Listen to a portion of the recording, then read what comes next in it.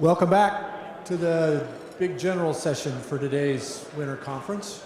Appreciate everybody coming in. Come on in and get your seats if you're on the way in. I'm Greg Horstmeyer with DTN. Pleased to be back with you guys again this year.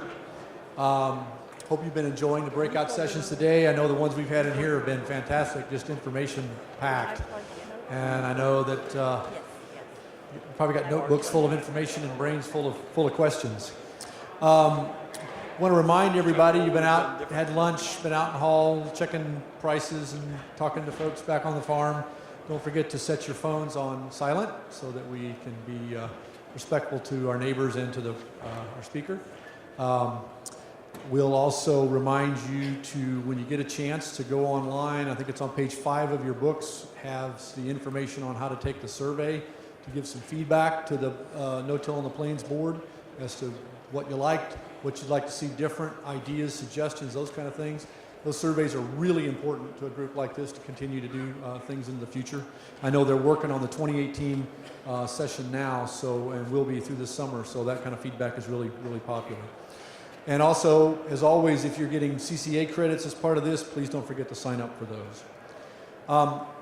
We've been hearing a lot about cover crops and soil properties, and hearing that from several perspectives over the last day and a half. Our next speaker comes to that from both sides of that, both from a scientific knowledge as well as a practitioner in that area. Alan Williams is the president and founder of LMC LLC, and is a consultant in the areas of ag and agricultural and food, helping companies develop a value chain marketing and development scheme. So if you've got a product to bring to market, how do you fit all those pieces together? That's where his current expertise is in and where his consulting is about. And that's based on reality, because he also is the owner and founder of Grass-Fed Beef LLC, an organization that does that value adds, direct markets, grass-fed beef products. He's a 6th-generation farmer. He has degrees in animal science from Clemson, and a bachelor's from Clemson, and his PhD is from Louisiana State University. He spent 15 years in academia before founding LMC LLC and getting into the consulting business. But today, he's here to talk about how his grass-fed beef business connects with some of the agronomic and soil issues that we've been talking about today. So we're looking forward to what he's got to say about the keys to building soil health with a livestock cover crop integration. So let's welcome Dr. Williams.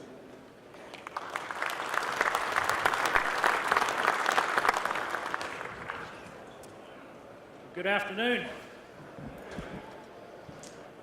Well, I get the task of keeping you awake after lunch. It's always the most enviable task of a speaker, right? So, I'm originally from South Carolina, grew up on our family farm. It's been there since 1840. And so I come from a place that I hold that heritage very near and dear. And so it's very important to me that not only on my family's farm, but on all of your family farms, that we be able to continue those traditions and that heritage. And that's a large reason why we do what we do.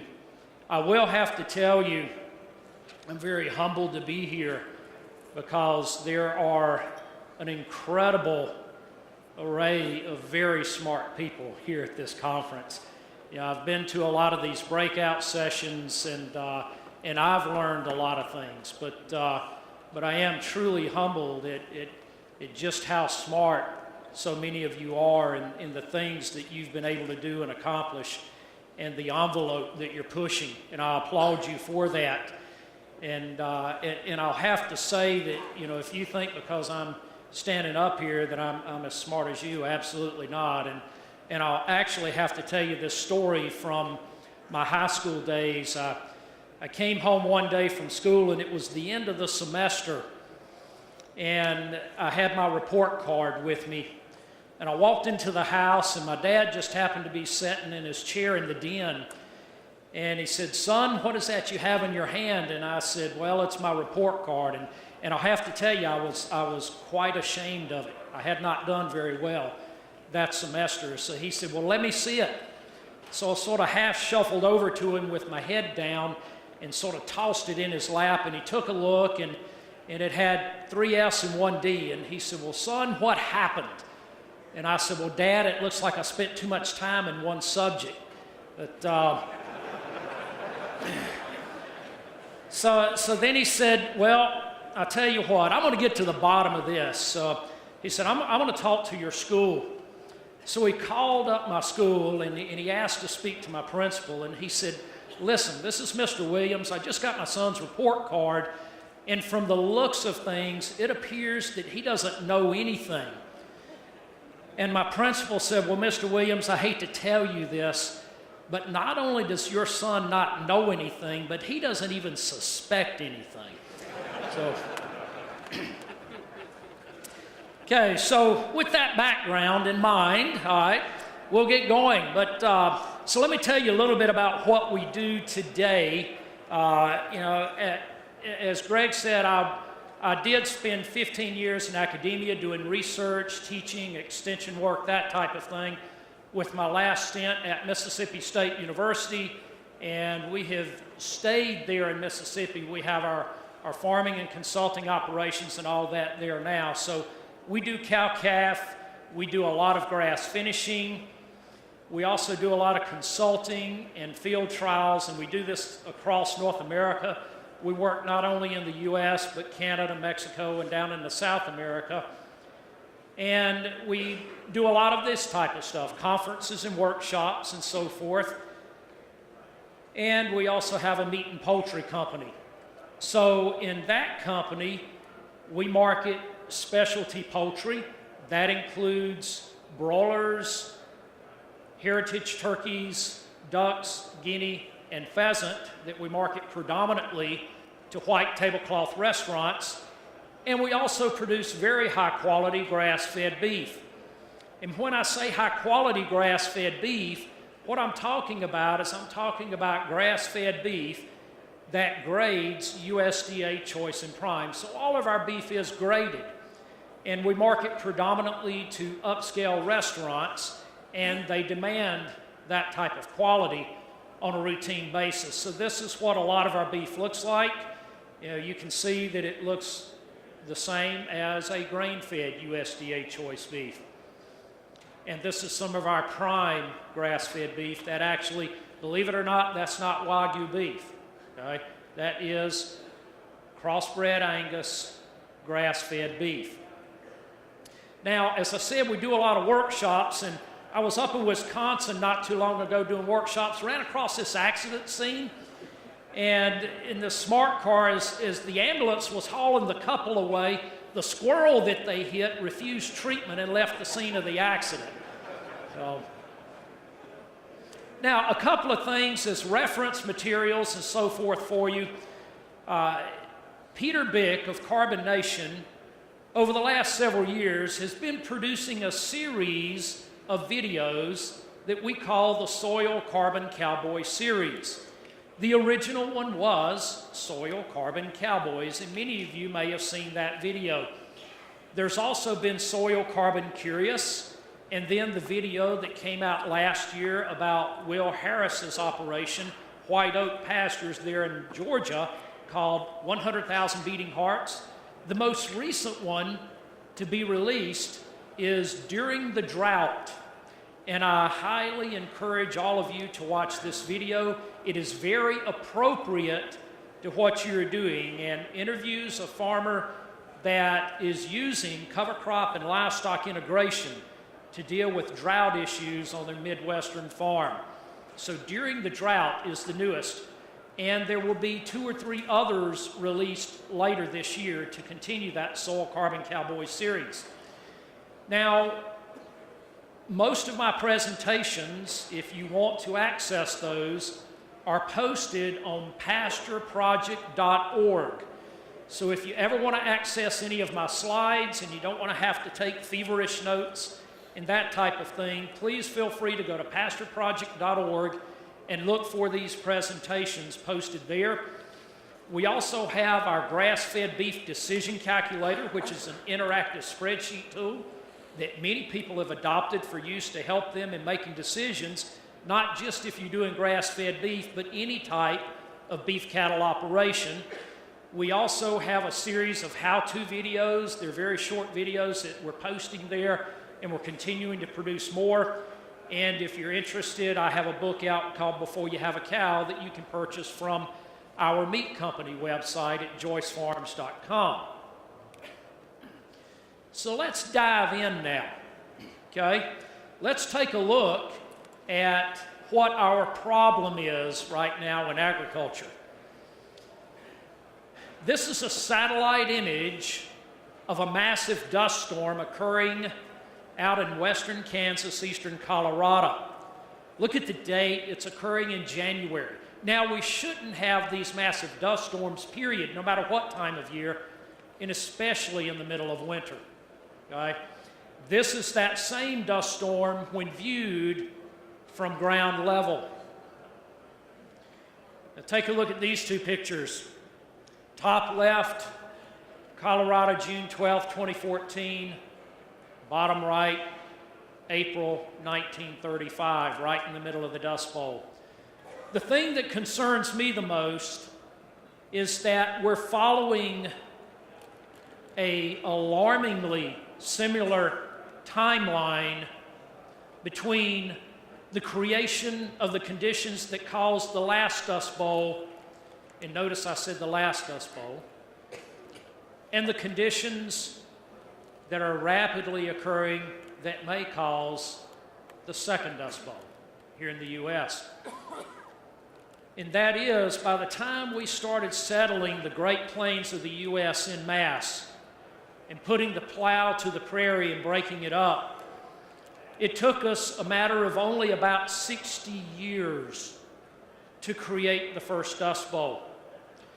Then we had a period of about 20 to 25 years after that of very intensive conservation efforts. But then we got lax again. And now, approximately 60 years later, we're starting to see again these giant dust storms occurring. And folks, we're now able to do it with much more massive equipment and on a much larger scale, right? So we have to take to heart what's happening here and what our role is in this. And these are some of the things as I travel all over the country, and unfortunately, it's far too easy to take pictures like this. You know, these are farm fields and pastures that I've taken pictures of around the country, and I have literally thousands of pictures like this on file. And so the top two, you can see these are eroded farm fields. You know, we're losing a lot of topsoil, we're losing a lot of nutrients, and water's ponding and pooling, so we don't have any water infiltration rates here. The bottom illustrates that we don't necessarily make things better with cattle just because we have cattle. So we're going to spend time today talking about how do we make things better both in our farming operations and our livestock operations, and how we can merge those two together for some rather spectacular results.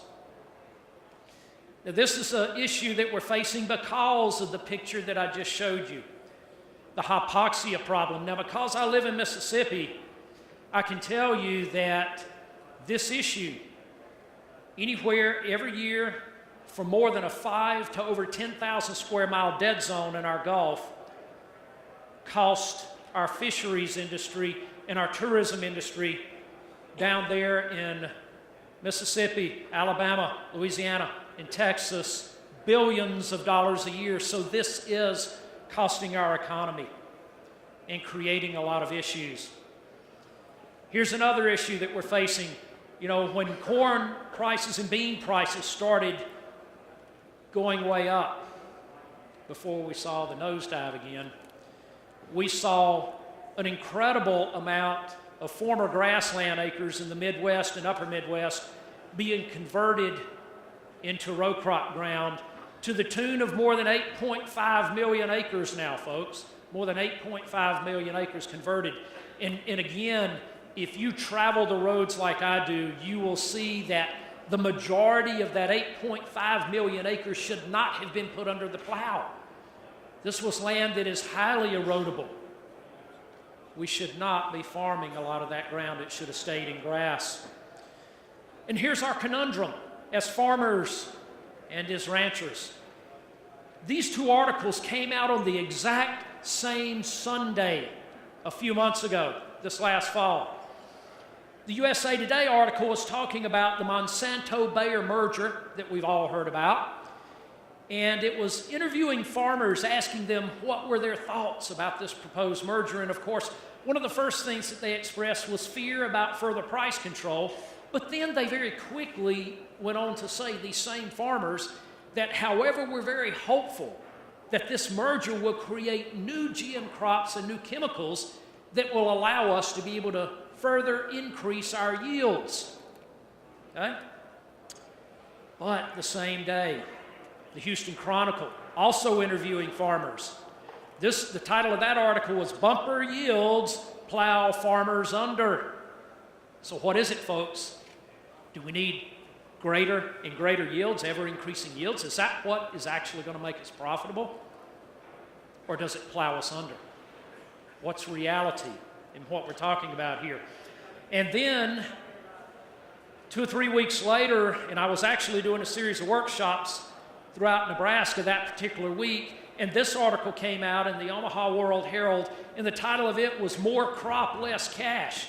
And they were talking about farm economics deteriorating, land values falling, loan defaults rising. But U.S. farmers, once again, we came through, didn't we? We once again produced record corn and bean crops. But farm income was down 42% since 2013. And they're predicting that farm debt will be 5 times larger than net income, and net farm income will slip to a 7-year low. So that's some of the bad news. Now, George Monbiot, I like this quote. He said, "We're treating soil like dirt, and it's a fatal mistake because our lives depend on it. War, pestilence, even climate change are trifles by comparison. Destroy the soil and we starve." And what's amazing is that his quote in March 2015 is eerily similar to a quote by a Jewish philosopher out of the Sanskrit text in 1500 BC, where he said, "Upon this handful of soil, our survival depends. Husband it, and it will grow our food, our fuel, our shelter, and surround us with beauty. Abuse it, and the soil will collapse and die, taking humanity with it." Now, here's something that should be very challenging to all of us as farmers and ranchers. Recent research published in the Journal of Applied Ecology shows that soil in urban allotments, that means the little backyard gardens in urban areas, the rooftop gardens, things like that are cultivated by hand, contain 1/3 more organic carbon than our typical farmland soils, 25% more nitrogen, and get this, yield 4 to 11 times more food per acre than we are doing. These are urban farmers. These are amateurs. Okay? Amateurs. And they're producing 4 to 11 times more food per acre than we are as farmers and ranchers. That should be a wake-up call for us and a huge challenge. So those are some of our problems. Now let's spend the rest of this session talking about what are some of the solutions that we have. And before I say that, as I was introduced, you know that I'm a graduate of Clemson University. And, we had a little game a couple of weeks ago, right? But anyway, we happened to come out on the better end of that game. And for a Clemson fan, it couldn't have been any better than to beat mighty Alabama, right? So I don't know if there's any Roll Tide fans in here or not, and sorry if you are. But I happened to get a little text from a friend the next morning that said, and before I give you the text, I have to qualify it by saying this. If in the South, if you pull for a school in the SEC, then you tend to pull for the SEC as a whole, right? So all the SEC fans, no matter what school they were particular to, they were pulling for Alabama to win just because they wanted to be able to tout the SEC. So my friend sent me this text that said, pulling for Alabama because they're in the SEC is like pulling for the devil because he's in the Bible. So, and again, if there's Alabama fans in here, I have to tell you one more thing. After the first quarter of that game, if you watched it, we were down 14-0, wasn't looking good for the Clemson Tigers. And he sent me a text that said the typical Roll Tide, right? 2 words. So after the game, I waited till after the game. After the game, I sent him a 2-word text back that simply said, Tide rolled. So, okay, so our solution, it's as simple as this. Start with the foundation. This is where we've been going wrong. And I'll have to admit, when I was in academia, we didn't pay much attention to this, and that's just the honest truth. What I'm getting ready to talk about, we didn't pay a lot of attention to, and we didn't even teach it, okay? So when I was teaching, I didn't teach a lot of these principles and practices that I'm going to present today through these case studies, and that's most unfortunate. So, but the soil is the foundation. That's where we have to start. You take a look at these 2 pictures, 1961, this is what this soil looked like. And at that point, it was low stress, high diversity. It required very low human inputs, and it was highly functioning. But after a handful of decades of continuous farming, corn, soybean, crop rotation, in 2002, this is what that soil looked like. High stress, low diversity, high human inputs required, and disrupted ecoservices.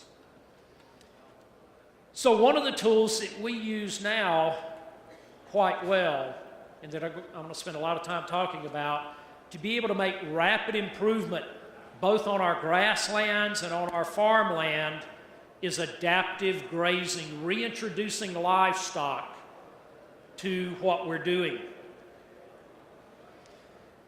So adaptive or flex grazing, and for those of that were in my session yesterday, the very first part of this is going to be a repeat, but that doesn't hurt, does it? I found that with students, if you tell them multiple times, they remember it better.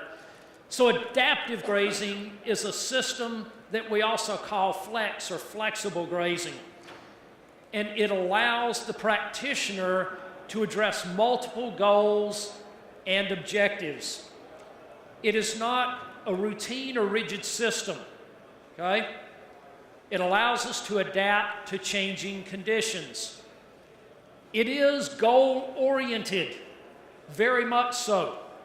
And it is highly dependent on stock density, meaning pounds of animals per acre, and not stocking rate, meaning head of animals per acre. Your management and ability to be flexible are key to being successful at adaptive grazing, as are frequent movement of your livestock and frequent rest. It is highly predicated on paying attention to plant root system recovery.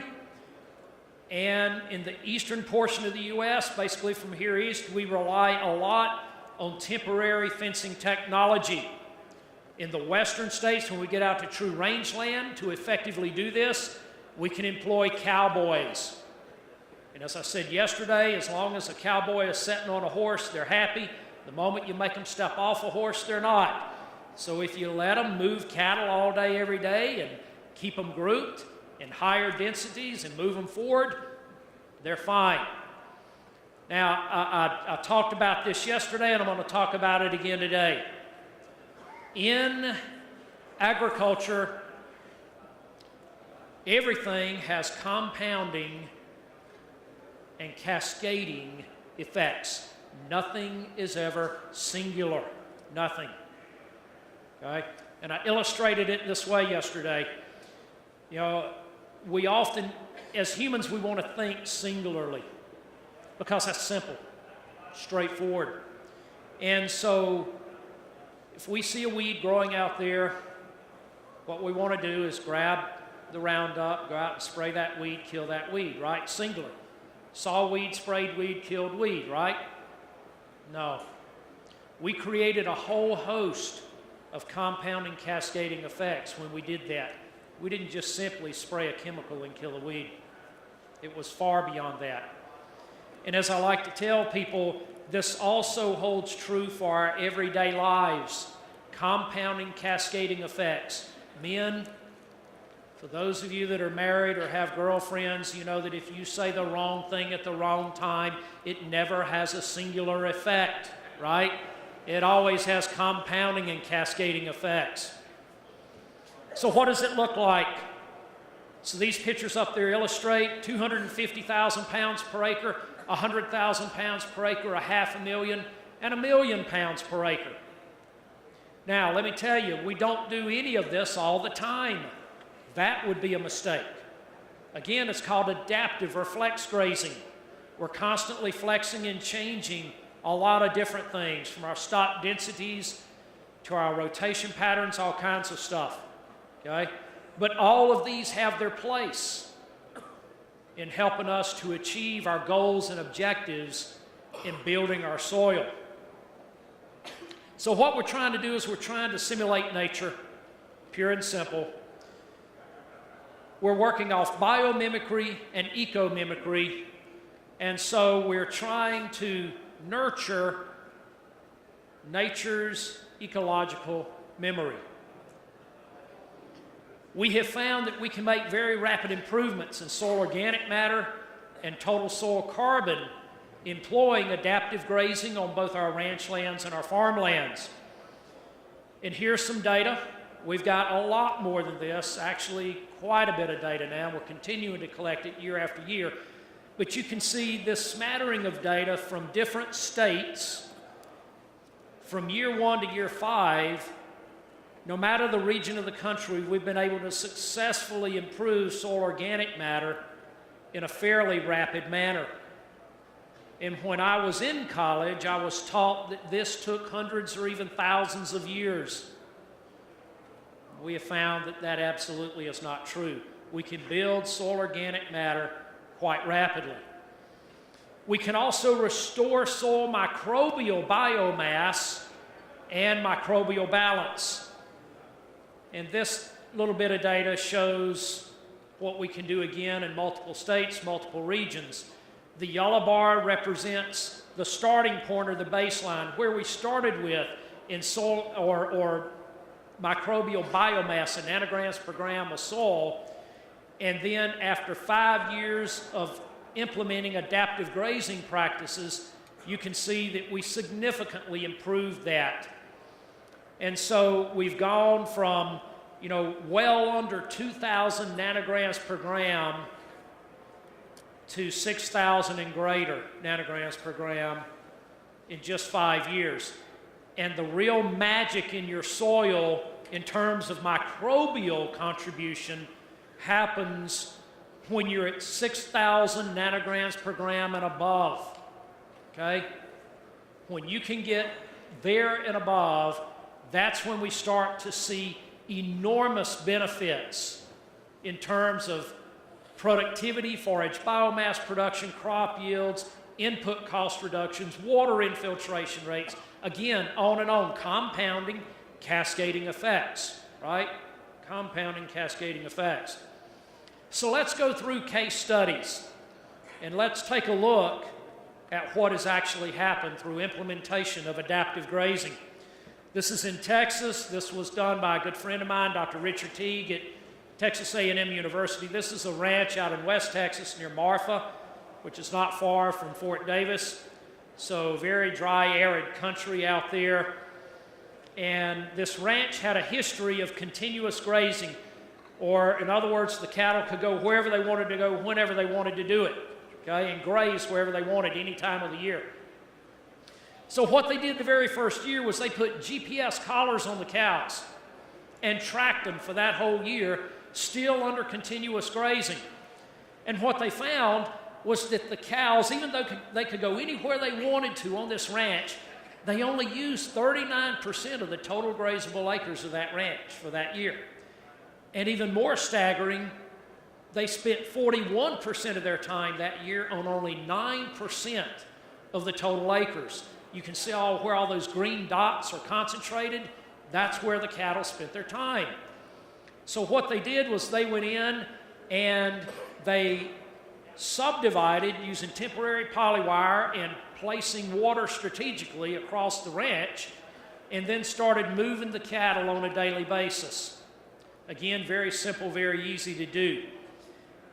And in 3 years, they went from requiring 21 acres to support a cow-calf unit to requiring only 9 acres to support a cow-calf unit. So essentially, they created what I call free acres. They added carrying capacity to their ranch without having to buy additional acres. Okay, this is a farm in Mississippi that we've done a lot of work with, and it's actually a farm that my partner and I acquired a number of years ago. This is what it looked like at purchase. It was terrible, and Mississippi, you know, this ground's been cultivated about 150 plus continuous years, and for a lot of those years in continuous cotton, and you know what cotton does to ground. You know, it really saps your nutrients out. And so not a lot there. So what we had was an opportunity here to start from the very beginning and to be able to track from baseline data all the way up, all of the changes that were made. So this was the starting point. Soil organic matter ranged from, it was about 1,000 acres. So soil organic matter ranged from 1.3 to 1.6. Water infiltration rates were pathetic, less than a half inch an hour. Plant bricks, and if you don't know what bricks is, that's a measure of nutrient density that you can do very quickly and easily in the field using a refractometer. Plant bricks averaged only about 2%, which was very, very low. Major forage species were only about 3 to 4, and stocking rate, it took 1 acre to support, or 6 acres, excuse me, to support a cow-calf unit. And so the first winter, bale grazing was implemented, and then the first growing season, high stock density, short duration grazing, coupled by long rest periods. And this is what it looked like in year 1. So you see here what? Weeds, right? A lot of weeds. But those weeds were the nutrition for the cattle. So the first set of cattle that were dropped onto this place were cows that were due to calve that spring. So these were gestating cows that would soon be calving and lactating that had to rebreed. They had to rebreed. We had no intentions of moving them back off of this piece of property. So they had to perform or not. And this wasn't a university trial funded by somebody else's dollars. These were our own dollars being employed here, okay? So it mattered to us whether this worked or not. And so we had everything there, you know, from ragweed to giant ragweed to ironweed to sumac to ash to multiflora rose to pigweed. I mean, on and on and on. You know, dog fennel, thistle, you name it. About everything imaginable was growing there that first season. And those are my grandboys that you see in the corner there by the ranger. And they learned very quickly something about ironweed. You see, ironweed forms these purple blossoms. Down there it grows very tall, 6 to 8 feet. It forms these purple blossoms up at the top. And guess what loves those purple blossoms, the nectar? Fire ants. Fire ants, okay? And if you're not familiar with fire ants, they're a nasty little critter. And when they bite you, yes, it feels like fire. So they found out that if they drove too fast through these pastures and hit that ironweed, it would fling fire ants all over them, okay? And so to this day, they don't call ironweed ironweed, they call it antweed. So this is what the paddocks would look like, using high stock density, moving daily and sometimes multiple times a day. Single strand polywire. When we came out of the paddocks, they would eat all the leaves off of these weeds, like the giant ragweed and the ironweed and that kind of thing. And we would have a lot of trample and so forth. So those were what the paddocks looked like when they were leaving. Now, one thing that I'll say is that in this first year, they actually gained in body condition after calving and bred back very well. So eating all of these weeds